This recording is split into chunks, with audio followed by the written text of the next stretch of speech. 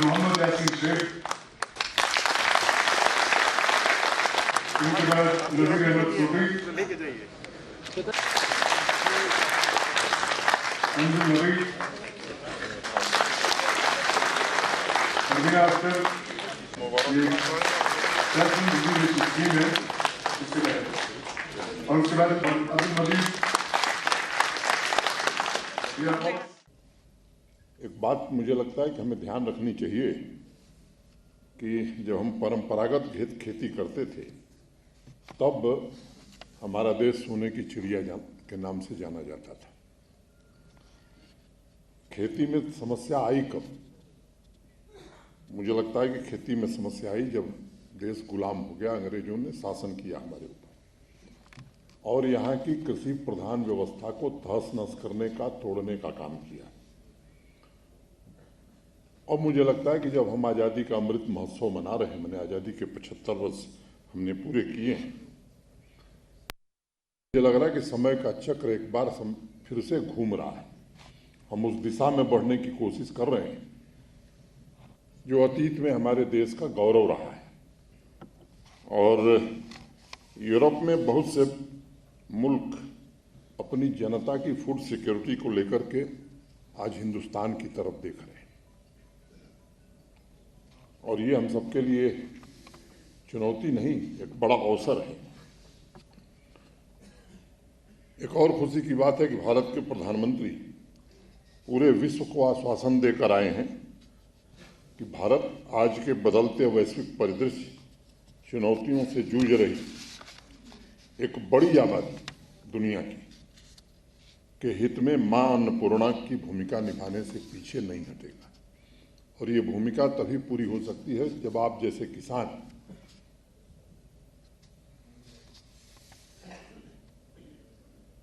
आगे बढ़ करके काम करेंगे। एक बात समझिए कि अमेरिका की जितनी आबादी है उससे ज़्यादा लोगों को हमारा देश फ्री में राशन दे रहा है। दुनिया का जो सबसे धनी और विकसित देश माना जाता है उसकी जितनी आबादी है उससे ज़्यादा आबादी को हम फ्री में राशन दे रहे हैं। तो हमारे किसानों ने कितना परिश्रम किया है इसका अंदाज़ा आप इससे लगा सकते हैं। और इसलिए मैं आज के सम्मेलन में आना चाहता था, इसीलिए कि प्रत्यक्ष रूप से आपको सुन सकूं, आपसे मिल सकूं और सम्मान के साथ, जैसा पहले कहा गया, अन्नदाताओं को, किसान भाइयों के प्रति कृतज्ञता ज्ञापित कर सकूं। इस सभागार में आने से पहले अनेक स्टॉल पर जाने का अवसर मुझे मिला। हर एक स्टॉल आपकी मेहनत, आपकी पसीने का जीता जागता उदाहरण है। लेकिन देश में भी एक बड़ा बदलाव आया। किसी ने जिक्र किया 2014 के बाद। आप ईमानदारी से विचार करिए, ढेर सारे बदलाव कृषि के क्षेत्र में आए हैं और 2013 तक आप में से पता नहीं कितने लोगों को मालूम है कि ज़्यादातर फूड आइटम हम इंपोर्ट करते थे, चाहे वो राइस हो, दाल हो, गेहूं हो, सब में 17 से लेकर 18% देश के बाहर से मंगा रहे थे। क्या कारण हो सकता था? मैं जब विचार करता हूं तो मुझे दो कारण दिखते हैं। एक, हरित क्रांति के पश्चात खेतों की उर्वरक क्षमता कम हो गई। इतना इस्तेमाल हमने किया केमिकल फर्टिलाइजर का कि हमारी उर्वरक क्षमता कम हो गई। और दूसरी, जो हमारी श्रम शक्ति है जिसका जिक्र लेबर फोर्स का हमने किया, उसमें तकनीक का अभाव आ गया। और 14 के बाद मैं समझता हूं कि एक एक करके ऐसे कदम उठाए गए हैं जिनसे इन दोनों समस्याओं के समाधान की तरफ देश और किसान आगे बढ़ रहा है। ये सच है कि किसान तो पसीना बहा रहा था, लेकिन उसको जो सहयोग चाहिए था उस मात्रा में नहीं मिल रहा था। चाहे बेहतर बीज हो या कि आसानी से क्रेडिट हो। 2014 के बाद आदरणीय प्रधानमंत्री जी ने जब soil health card scheme launch की थी, मुझे याद है मैं उस समय देश की संसद में था, भारत सरकार में मंत्री था। लोग अखबारों में व्यंग करते थे कि ये कौन प्रधानमंत्री है कि आदमियों का तो हेल्थ कार्ड बना नहीं है, सॉयल हेल्थ कार्ड की बात कर रहा है। आज उसका व्यापक असर, कितना लाभ देश को मिला है, मैं समझता हूँ। ठीक है, कुछ कमियां हैं अभी। हमारा सामान्य किसान जो पढ़ा लिखा नहीं, उसकी भाषा को नहीं समझ सकता है, जिसके समाधान के बारे में मुझे नहीं कुछ कहना है, बहुत बातें कही जा चुकी हैं। और जब डिजिटल एग्रीकल्चर मिशन लॉन्च होगा तो मैं उम्मीद करता हूं कि अनपढ़ किसान भी उसके समाधान को समझ जाएगा, और वो काम जल्दी भारत सरकार करने जा रही है।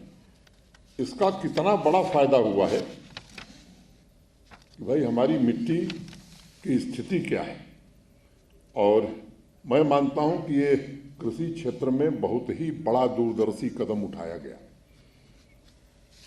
जमीन किसान की मां है, और अगर उसके स्वास्थ्य की चिंता हम नहीं करेंगे तो मुझे लगता है ये बड़ा भारी अन्याय होगा। फिर हम खेती कैसे कर सकेंगे।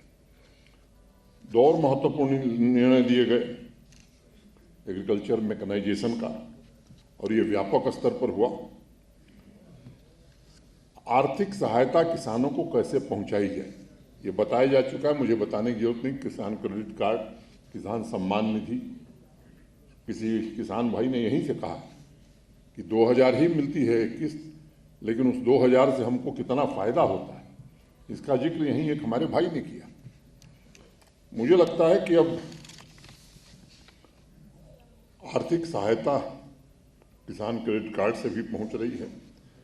परंपरागत कृषि से हटकर आधुनिक कृषि की नींव इसलिए डाली गई कि खेती का पूरा परिदृश्य बदले।